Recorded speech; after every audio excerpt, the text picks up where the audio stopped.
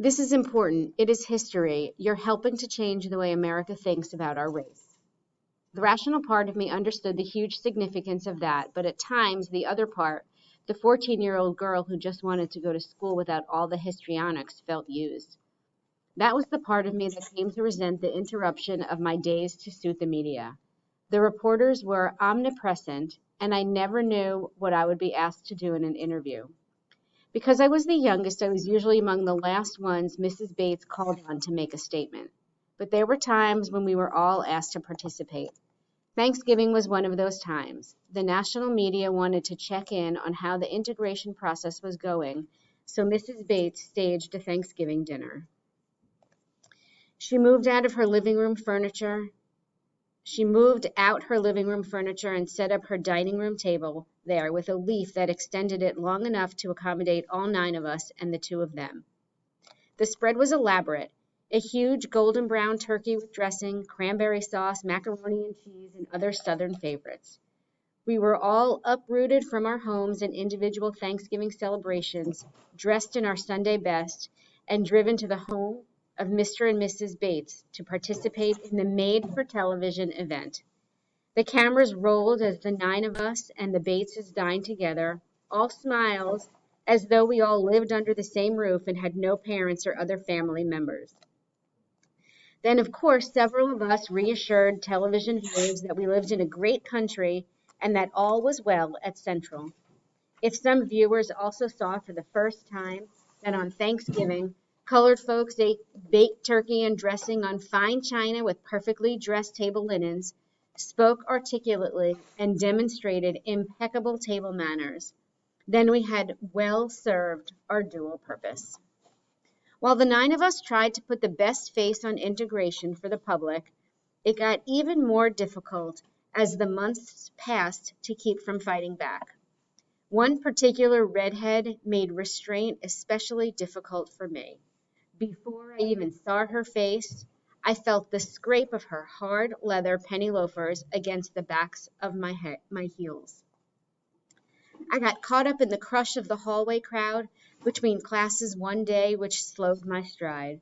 With so many people around me in every direction, it didn't seem unusual at first that someone was walking so closely behind me, directly in my tracks.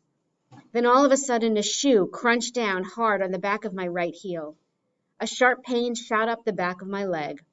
The person behind me must have been in a rush, I first thought. I walked faster. The person behind me sped up too, and then crunch! It happened again, and again. I heard laughter behind me. This was deliberate. I could see the red hair in my peripheral vision, and she was purposely walking on my heels. This time, the pain was intense, like a big razor blade dragged from the back of my lower ankle down to my heel. I wanted to cry out, but I sucked it in and just tried to move faster. Eventually, she shot from behind me to head to her class, and I saw her. A slightly built girl, a bit shorter than me, at about 5 feet 7 inches tall, with milky skin and straight, shoulder-length red hair pulled into a ponytail. I didn't recognize her from any of my classes. I kept walking, trying to block from my mind what had just happened as I continued to my next class. The back of my ankle and heel felt raw rubbing against my sock and shoe. It wasn't until later that afternoon in gym class that I was able to inspect my heel without drawing attention to myself or showing that I was hurt. While changing into my uniform in the dressing room, I leaned over and peeled back my sock. Spots of blood had soaked through. I felt the tears rising from my throat, but I choked them back and pulled up my sock and headed out to the gym. I'd have to remember to bring Band-Aids next time. The redhead became one of my regular tormentors in the halls. She'd wait for me almost every day, usually after lunch, and before I knew it, she was on my heels. I walked as fast as I could in those crowded halls. If she was going to rip the skin off my heels, I'd make her work for it. I told Mrs. Bates about it. Nothing changed. Then one day, in one of my low moments, instinct kicked in. The same girl skirted up behind me to start her routine, and instead of speeding up, I stopped dead in my tracks. She slammed into me. I whipped around to face her. I could tell that she was surprised. Suddenly, the mouthy redhead who acted so fierce was silent, completely silent. I wanted to sock her, but thought better of it. I just stared her down and let my eyes do the talking. Other students stared and walked around us. She hissed and scampered away. That turned out to be a rather good day.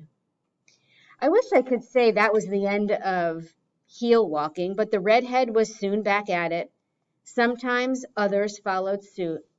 Occasionally, I reported the incidents. On December 3rd, I reported that a female student I didn't know tried to trip me as I entered the cafeteria. A week later, two boys outside of school purposely bumped into me hard enough to spin me around. Mostly, I just did what I could to avoid them. Stay out of trouble and on guard. One day, my defensive posture had a surprising result. As I headed to class, I noticed 5 or 6 of the black leather clan in my path ahead. I knew that one of them would slink next to me and throw out an elbow as I passed. I came up with a quick plan. I'd throw out my own elbow to block it. I'd have to time it just right. Inching closer, I carefully moved my books to the right, next to the guard, to free my left arm. On cue, one of the boys stepped out of the group and took a couple of steps next to me. This time I was ready. I threw out my elbow to protect myself before feeling his blow. For some reason, though, his elbow hadn't moved, and to his astonishment and mine, he felt the sharp point of my elbow jab hard into his arm. He jumped back, red-faced. "You see what that N-word did to me?" he yelled. I kept walking, hoping that the teachers monitoring the halls at that moment were as blind as they had been all the times I'd been tortured in the same halls. Fortunately, I never heard anything about it, but one of my comrades wouldn't be so lucky. It was December 17th, the day before Christmas break. When I walked up to the lunch table, I noticed that Ernie had just gotten there too. He looked more frustrated than usual and threw his books and lunch sack on the table. Minnie Jean was in trouble, he said. She'd dumped a big bowl of chili on the head of a boy who had been hassling her repeatedly in the lunch line. He and Melba had seen it all when a group of boys called Minnie names and blocked her path as she tried to make her way to her table with her lunch, Ernie said. Before he could encourage her to ignore them, he said he watched the chili slide from Minnie's tilted tray onto the boy's head. The entire cafeteria came to a standstill for a moment, and spontaneously the black cafeteria staff erupted in applause. An administrator then appeared on the scene and whisked Minnie to the main office. Ernie said he hadn't seen Minnie since. The word was she'd been suspended.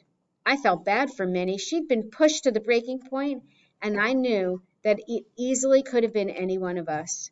We were all tired of life in the pressure cooker, and at one time or another, every one of us had felt just one notch away from blowing. I nibbled on my sandwich for the rest of lunch. None of us felt much like talking.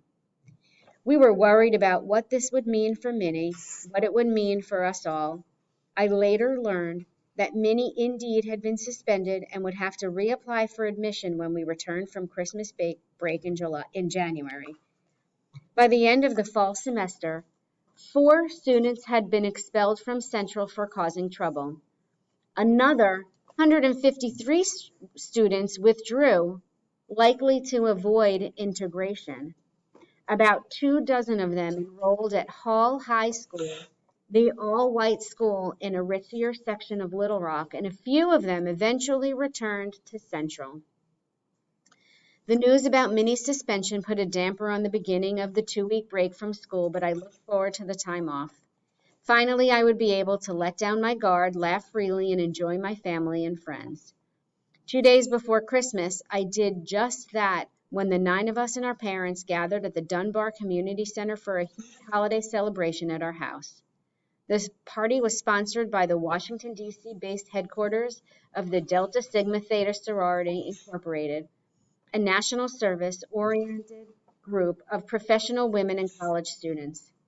The large upstairs room sparkled with red and white, from the festive lights and decorations to the dozens of women dressed in the colors of their sorority.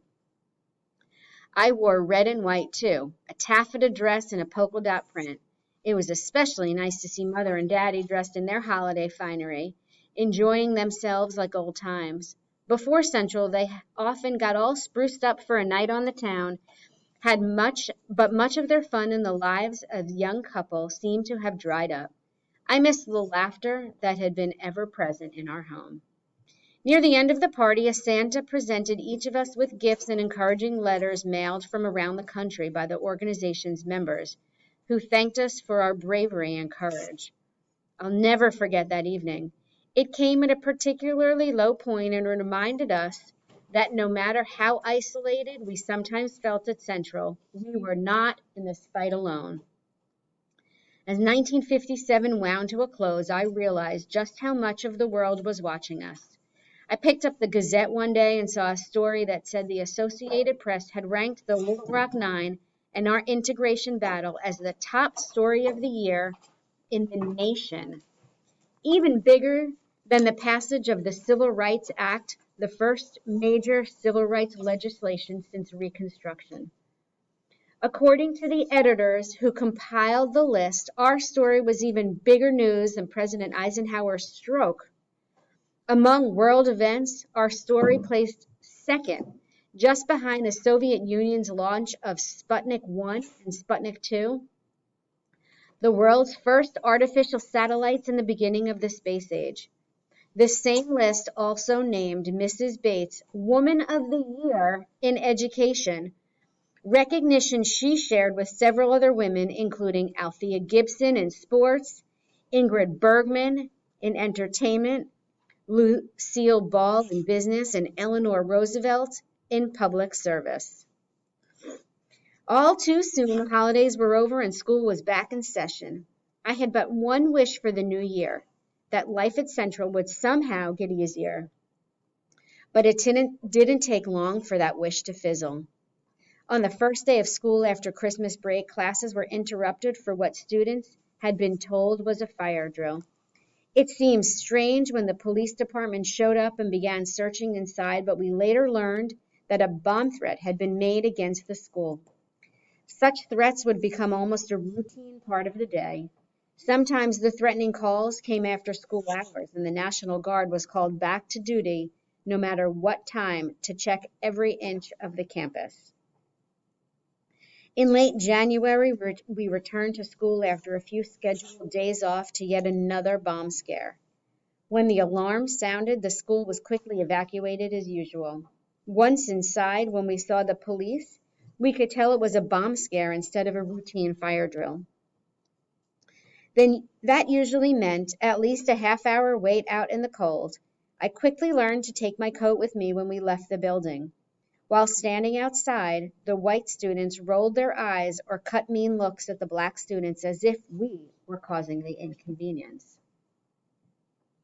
This time, the search had not come up empty. Dynamite had been found in an unused locker. Superintendent Blossom told the newspaper that the dynamite could not have exploded, but authorities broke the stick into small pieces and disposed of it in the Arkansas River. Blossom maintained that the bomb threats were just a scare tactic intended to force school officials to close Central. The next day, another anonymous caller phoned in a threat, this time to the switchboard of the Arkansas Gazette. The operator described the caller as a white boy who had muffled his voice. Principal Matthews was summoned and he called police and gathered some school administration, who spent 2 hours searching the lockers again. Nothing turned up. A frustrated Blossom pleaded in the newspaper and on television for citizens to act responsibly and stop this disruption to the academic process. But his words fell on deaf ears because the threats, the searches, and the long waits in the cold continued. Parts of bombs were found in subsequent searches, but none that seemed to pose a real threat. However, the message from the segregationists was clear. They were not backing off. If anything,